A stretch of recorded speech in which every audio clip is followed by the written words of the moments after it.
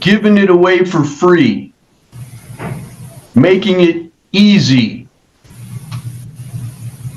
giving it to people who don't really care about you. Microphone hash VO1. Okay, pause right there. We're diving into another heated probation hearing. But this isn't just about rules or restrictions. What we're about to see is a raw battle between a mother trying to protect her daughter and a legal system trying to hold both accountable.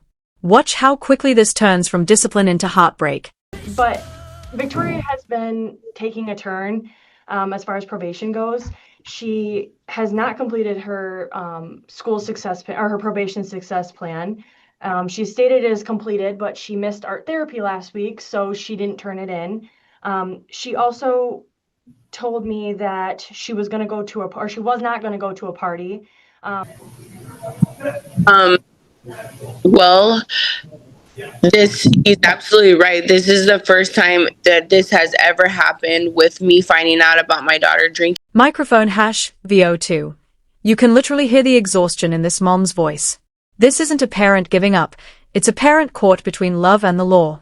Notice how she tries to balance compassion with accountability, and yet every choice seems to backfire. It's a brutal reality a lot of parents in the system face when you want to protect your child, but the system starts to feel like it's parenting for you. And when we had these different situations that came up, it was so hard for me to decide like what, because I'm always, ever since she came home from the program, I was trying to change a few things as far as every time I would go to the probation department before and tell them every little thing rather than trying to work it out with my daughter and I. And so I was trying to, in counseling that we had while she was away, I was trying to work with her rather than working against her and trying to meet on a common ground. And I thought we were getting somewhere. And so I did allow her to go to homecoming. As soon as she came home that night, and I found we were supposed to get ready for church, and she was unable to get up, and I discovered what she did. It was completely not okay with me. I sat her down and we talked, and I said, "Look, like there has to be a consequence for this." And I would always hear too, like, because I would go to the probation department right away. I was always hearing like, "When are you gonna learn just to parent me? Like, when are you gonna parent me?" Instead of always running and telling them, and it's always like like I'm getting interrogated every single time I go to the probation, which I get it. It's their job, but it's like, who's telling the truth? Then Victoria says something, then it's what I say. And then it's just like, why would I sit here and lie? I'm coming to you guys to tell you guys what the situation is. So then we talked about a consequence, and I told her she was not going out on Halloween, and she was grounded, and she was okay with that, and she was fully said sorry I don't know how many times and cried, and I thought we were getting, I thought that, okay, there was a consequence there was something. And then it was she, I never in my, and I honestly, it might sound so dumb, but I didn't think that my daughter would sleep with someone without being married, without knowing someone. She knows that what I teach her, and her telling me like, "No, mom, I'm gonna hang out with a boy, but I'm on my period." Like, she told me she was on her period. I trusted her. That's like a whole nother subject. I felt so betrayed, so hurt, a mixed up emotions. Like, I couldn't believe that my daughter actually did something like that. So I went to her probation department after being stuck in, do I share this with them because she is doing better in certain areas, that do I not? And finally I said, what am I teaching her by not telling them everything? And then when the court comes again, they're going to think that everything's okay when it's truly not. I can't continue to do this. So, and my work schedule, I try my hardest to work around my children because, Victoria, I have my other kids that I have to worry about and her behavior. I have my other kids sitting here telling me, why does Victoria get away with this? Why could she do this? If it was me, you take my phone right away. I get spanked.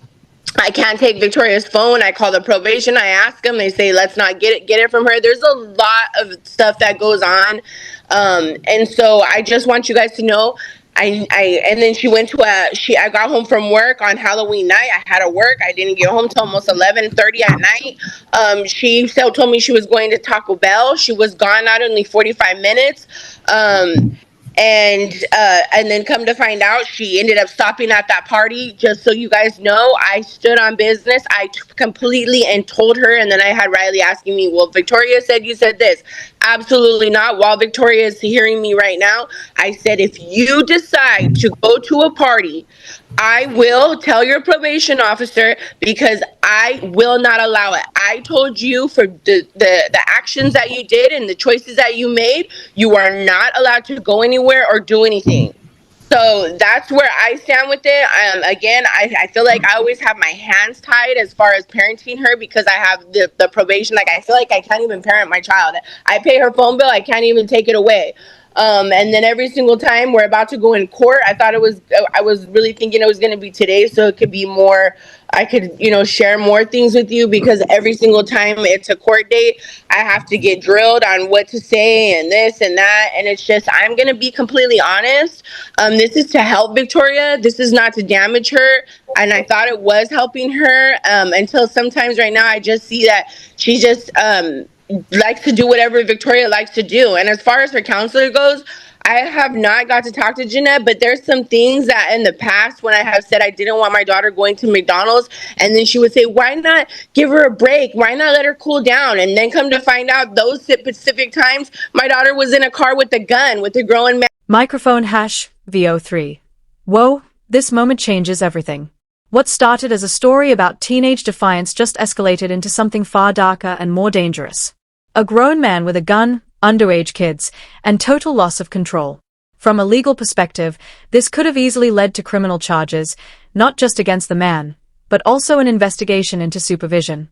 It's a chilling reminder of how quickly teen rebellion can turn life-threatening. And holding a gun up to her. And then this time when she had drank and did what she did, which was not okay with me, she tells Jeanette, and Jeanette tells her, oh, well, you're getting older. No, I don't care if she's getting older. Drinking and doing things with boys like that is not okay with me.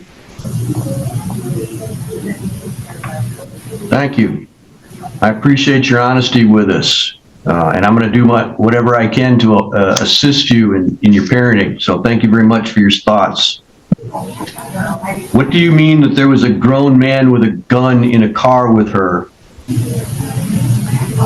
Victoria? Yeah, no, I'm asking you. So one time when we were going to counseling with Jeanette, Victoria would say, I just want to go after school and hang out with my friends at McDonald's. Me, as a parent, I knew that something wasn't okay and they were up to no good, and I wanted her to come straight home from school. Her behavior was completely off, and how she was acting wasn't right. Well, Jeanette said, what's wrong with her going after school? So she went after school one day and got a ride from a boy to McDonald's, and there was a grown man that was supposedly the plug in Gaylord, and had a gun and held it up to Victoria. And come to find out, this gentleman that we're talking about, which I don't know his name, he ended up taking his own life. All right, thank you.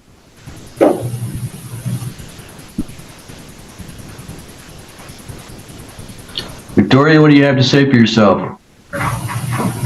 Honestly, I have no excuses. I know I'm gonna have consequences when I do these obedient things. I think I do need to make a change. I'm not setting a good example for my sisters, and I'm draining my mom, and that, like, I don't want to see that anymore. So I think I don't know if I need to go with my dad and make a change with him, because he's definitely more strict and definitely on a better path with God. I don't know if I need to go with him. But something definitely needs to change, because I changed for a little bit and then I start to get on the same path I was on. So honestly, my plan right now is to have my dad take my mom to court again, because I think I just need more direction. And honestly, my mom, she's going through her own things, and she has my sisters, my dad. He's just in a way better place, and I think he's a little bit better of a role model right now. So I think I just need to make a change with that and my behavior.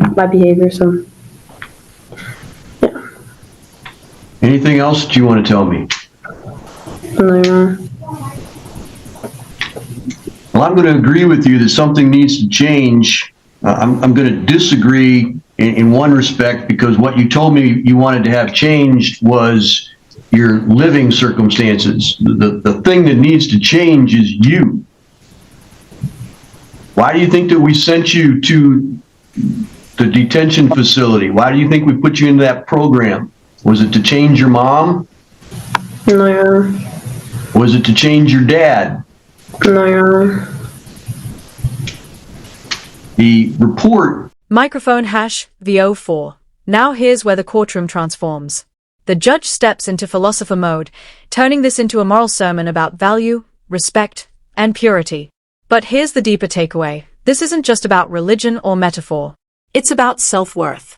In juvenile court, judges often use symbolic lessons like this to reach kids emotionally, because logic doesn't always land, but storytelling might. Says that your mom is scared of you. Is that a good thing or a bad thing? Bad thing, Your Honor.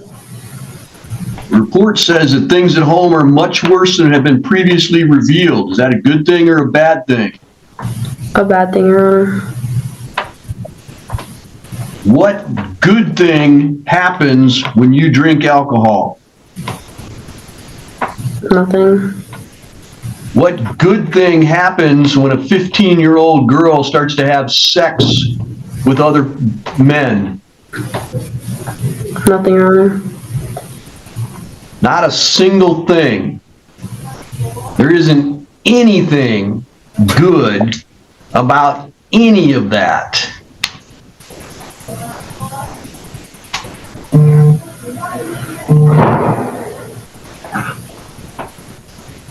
What makes you valuable?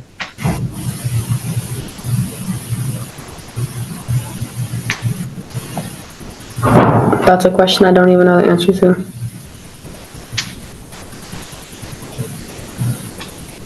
Do you want to know what makes you common or less valuable? Yes, Your Honor. Giving it away for free, making it easy, giving it to people who don't really care about you, playing with fire. Do you understand what I'm saying to you?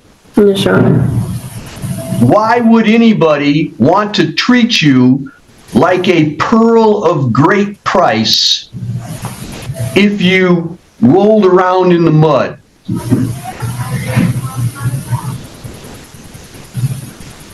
You understand what I'm trying to say to you? Yes, Your Honor, I do. There's a story in the Bible. It's called the Pearl of Great Price. The pearl was very, very valuable. It was a beautiful pearl. And the owner of the pearl one day lost it. And he spent all day searching throughout the entire house to find the pearl.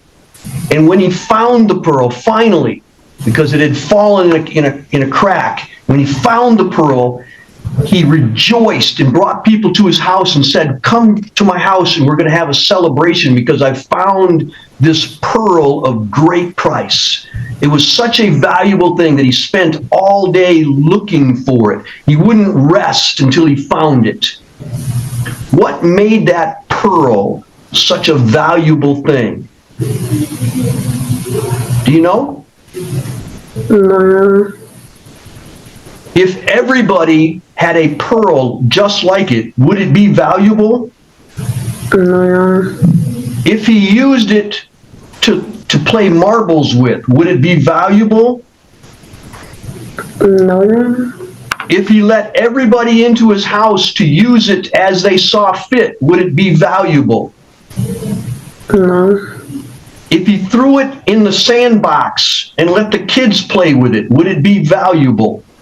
No, Your Honor. So what makes something valuable?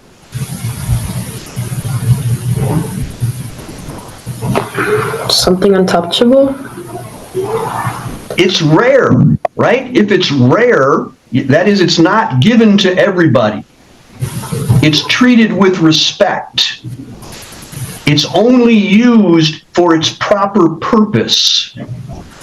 All of those things make it valuable. It's not that you lock it away and never let anybody see it. He wanted everybody to come to his house to see the pearl of great price. But he didn't throw the pearl in the gutter. He didn't put it out in the sandbox. He didn't let everybody touch it. He didn't let the pearl wander off on its own. He prized it. He kept it. He respected it. He only used it for its proper purpose. That's what made it valuable. I see you taking yourself as this pearl of great price and throwing it away. I see you putting it in the gutter. I see you throwing it in the dirt and letting anybody that wants to come around and use it in any way that they want to. You have a gift, young woman. You are a smart young woman. And you are throwing it away for a momentary pleasure. I'm going to go to the party and have a beer or two, or 3 or 4. Because that's going to make me feel good for 5 minutes. Doesn't matter that it's going to break my mother's heart. Doesn't matter that it's going to set a bad example for my sisters. It doesn't matter what it does to my self-respect. I'm going to have sex with other young men, or I'm going to have sex with older young men, even worse.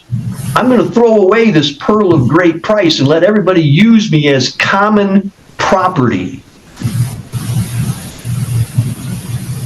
It doesn't matter that I won't be able to give this valuable thing to my husband in the future. It doesn't matter that nobody will see me as special because I'm a hoe. It doesn't matter that I use it for momentary pleasure instead of holding off and treating it as something to be very valuable.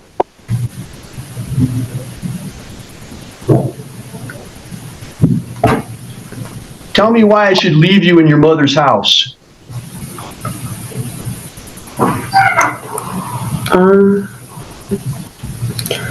I want things to work. I really do. How do you show me that? By getting on the path I was before and respecting her. Yeah, it's easy to say it, right? You know what to say. You're smart enough to figure out what to say, but then you just use it to manipulate people. Just like you manipulated your mom, just like you manipulate the probation department, just like I'm sure you try to manipulate me.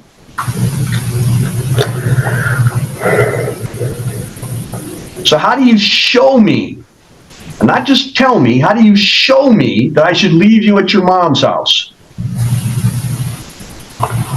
By respecting my mom and following her rules. I mean, it's really not hard. My mom doesn't ask for much. It's just my choices I make. Yeah, you got it. See, I told you you're smart. You understand this stuff. Absolutely, you understand it. And at your age, your mother should be able to say to you, I can trust you. Didn't it feel good to you that I trusted you and brought you home from the program? Felt amazing, Your Honor. Wouldn't it be good to have other people trust you like that? Yes, Your Honor. So how do you get that trust? By following through with what I say. Yeah, you do trustworthy things. If you want to be respected and trusted, if you want to have people look at you and say, I can let that person make a decision because they always make good decisions, then you have to make good decisions, right? If you are consistently making good decisions, then your mother will believe that she can let you make more decisions because you'll make good ones. But if you make a series of bad decisions, such as what led us to here, what else do you expect us to do other than to expect that you're going to continue to make bad decisions?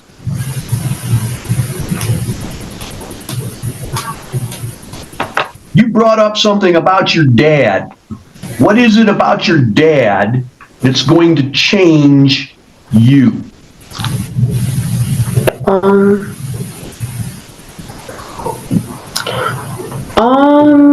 I think it would just be easier because, I mean, he has no kids with him. I mean, like, it's just him and his wife, and I think even when I do make mistakes, at least my little sisters won't be watching me make those mistakes. And I think it's just.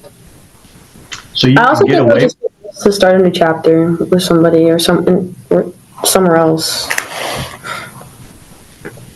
You know what I hear when you say that? I hear these people know me and are going to punish me or limit my decision making. And if I go to my dad, there'll be a honeymoon period for a while until he figures out that I'm not going to do what he tells me to do. That's what I'm hearing. Is that what you were trying to say? No, Your Honor, not at all. My dad's a lot more strict too. I think it's also self-discipline by me wanting to go there. So why is it, if you know that that's what your dad's going to do, why is it that you can't use that in the place that you're at now? You know that if you were at your dad's, you wouldn't be getting away with this. Is that what you're saying to me? Yes, Your Honor. Then why is it, if you know that you can't incorporate that into who you are now? Why do you need me to drop the hammer? Why do you need your dad to drop the hammer on you before you will conform your behavior? Honestly, I feel like I just need someone on me, like directing me. I don't know what to do when I'm on by myself, so I just do whatever.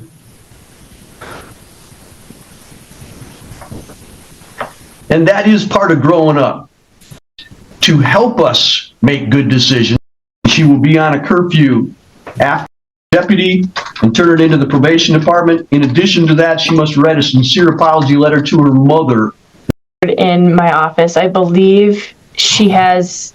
Apology letter to the deputy and turn it into the probation by November the 26th. She's got 16 days to get the rest of those hours done.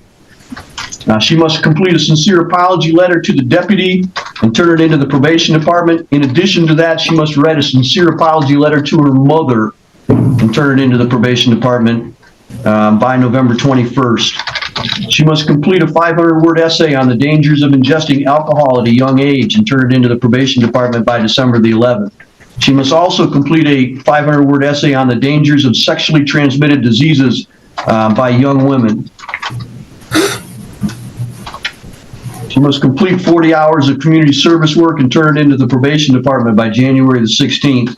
And she will be on a curfew after school. She will go straight home and she will stay home unless she has both her mother's permission and the permission of the probation department. She will not be out for anything. She will also turn in all her phones and her electronics for the next month. She will not be on anybody else's electronics or phone for the next month. Microphone #VO5. This is the moment accountability hits. Curfews, phone bans, essays, community service. But more than that, the judge is forcing reflection. He's giving Victoria structure to rebuild trust. Whether you agree with his strictness or not, this sentence isn't about punishment. It's about restoring self-control.